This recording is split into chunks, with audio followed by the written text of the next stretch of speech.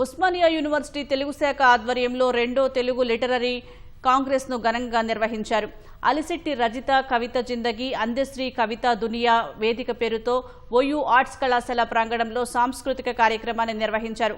Telugu literary Congress director arts కళాశాల principal professor Chintakindi Kasim ఈ కార్యక్రమానికి అధ్యక్షత వహించారు. ఎన్నికలలో రాజకీయ నాయకులు ఇస్తున్న హామీలు, ఆ హామీలను తుంగలో తొక్కుతున్న విధానాన్ని గురించి డాక్టర్ నరసింహారెడ్డి ఒక కవిత ద్వారా వివరిస్తూ ఆహుతులను ఆకట్టుకున్నారు.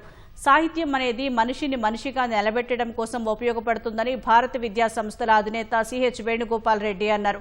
యువతకు సమాజ హితం కోసం పనిచేసేందుకు తెలుగు లిటరరీ కాంగ్రెస్ దోహదం చేస్తుందని ఆయన కొనియాడారు.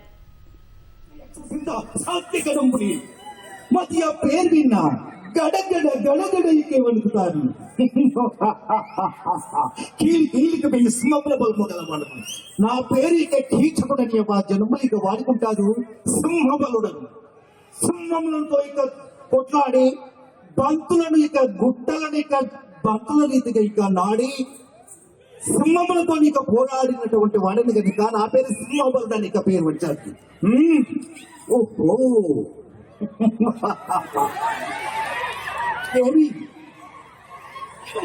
ఈ అందాల రాశి ఎవరు కావచ్చు?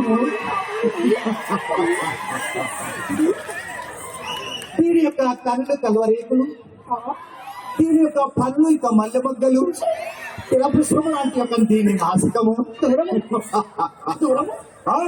కుమారుని మోహము